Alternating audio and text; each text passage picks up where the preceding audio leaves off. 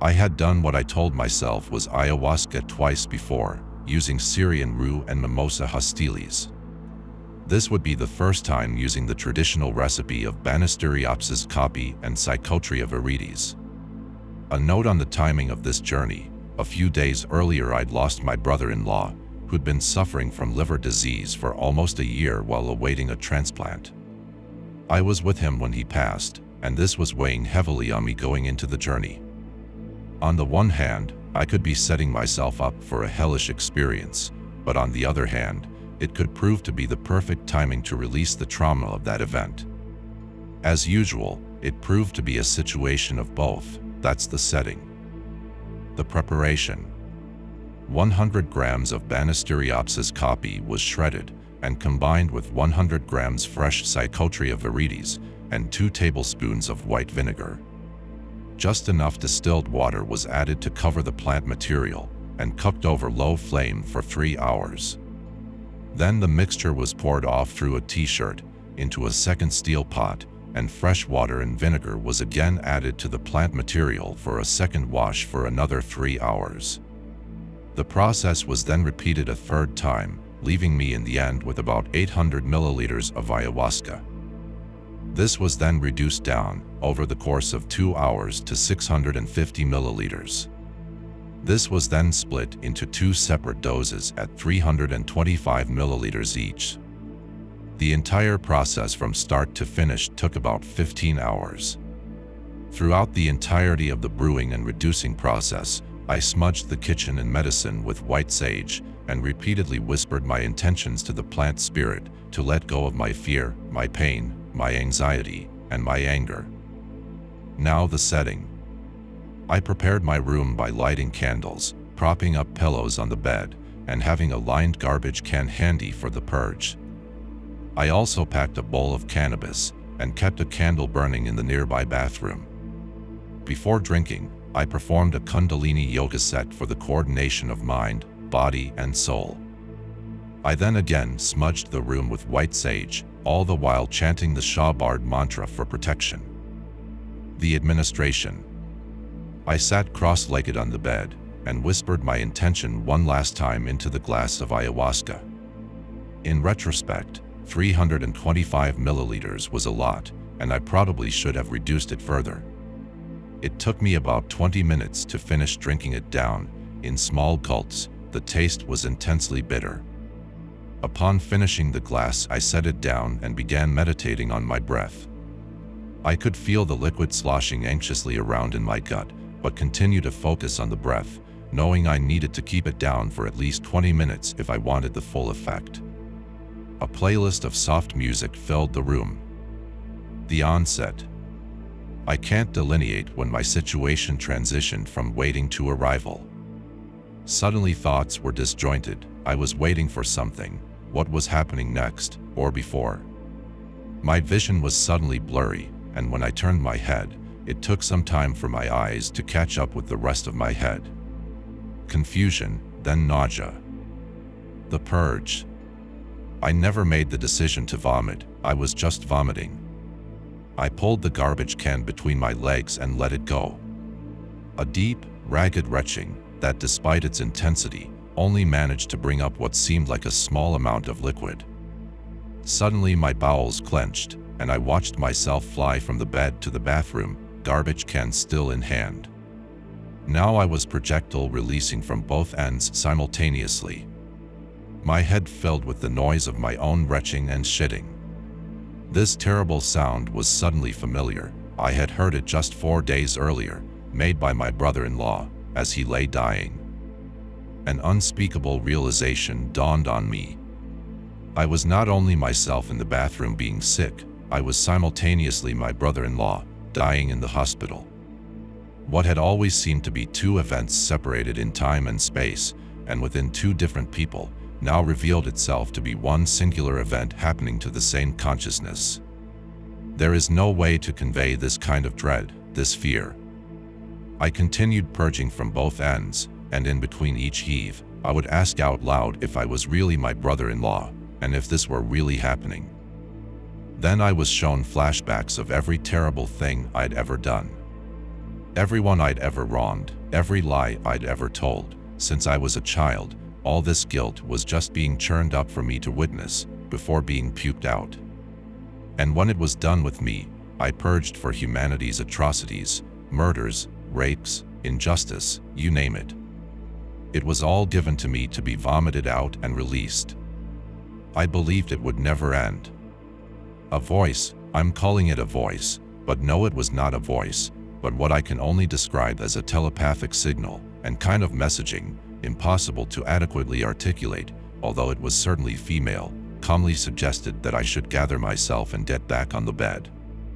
And somehow, I did. Lift off.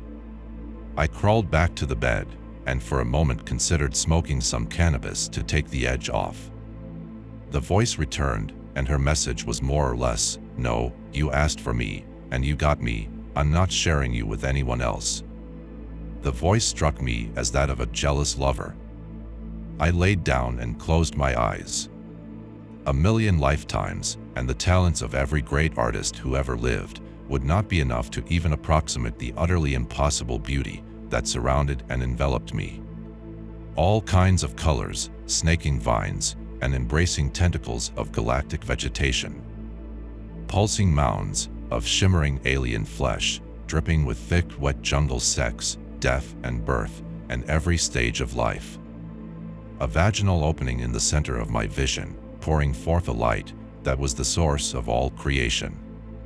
From it poured a rainbow of primordial language and symbols, the very foundation of universal mathematics, the archetypes of cosmic structuring. My soul shook with orgasm as I was pulled apart and painted upon the entirety of existence in the same pattern that I beheld. All these silly words I have to use, what's the point, simply indescribable in the end. I've smoked DMT before, a child's kaleidoscope compared to this. And behind this incredible experience was the hum, the ever-present buzz, behind all levels of dimensionality.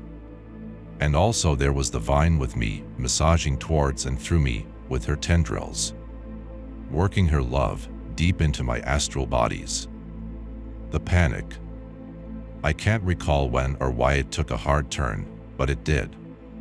Suddenly I was pulled out of this cosmic botanical paradise and instead flipped into a world not unlike the repetitive flipbook-like quality of a salvia experience. I kept seeing myself and others, caught in a repeating trap of trying to accomplish something, trying to achieve some kind of resolution that can never be achieved. The burden, the incredible weight we carry around in this dimension. Nothing can ever be finished, there is no end, we slouch groaning towards some make-believe that is only a lie, invented by a mind that has lost its mind. We are trapped, nothing stops, nothing concludes. We can't let go, we just carry the weight from one repeating moment to the next. Just as I could not adequately describe the beauty of the previous stage, similarly I cannot convey anywhere near the sheer terror that now filled my being. I felt as though the entirety of my existence was the front end of a giant roaring wave that would never crash to the shore, but would just forever fall and roar and ache with the desire of a relief that will never arrive. I begged for death out loud, for at least that would be an ending. Then the vision pulled back, and I saw that I was only myself at this particular moment. But in reality, I was all cells that have ever, or would ever exist. That the notion of cells, in and of itself, is the trickiest of illusions. Each individual life is a split-second costume thrown upon universal consciousness by this strange phenomenon called mind. Only down here does it feel solid, real, and linear. I was pulled out of the illusion into a violent wake of realization and pulled up furthermore into a still silent space outside of all phenomenon. The ever-present stillness. This was not relief, for this was not anything, and yet it was simultaneously everything. There was no me to experience this, I was like the doll made of salt, dropped into the ocean. The return. When I returned to my body, it shook as though having a seizure. Incredible electric vibrations coursed through my limbs and out of my hands and feet. My head was turned, and my eyes laid upon a photograph illuminated by a candle. It was 3 of my closest friends, toasting a cup of wine. Their arms snaked like the vine itself, love and friendship poured forth from their eyes, and fell into my own.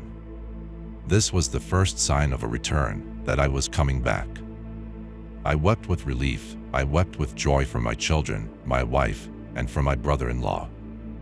Over the course of the next hour, I slowly pulled myself back together, and from the center of my chest began the expansion of a now incomprehensible serenity. An understanding that when it all falls away, only love remains. It is, in a sense, the only thing that is truly real. Outside it was raining. I crawled off the bed, stripped off my clothes, and walked out onto my back porch.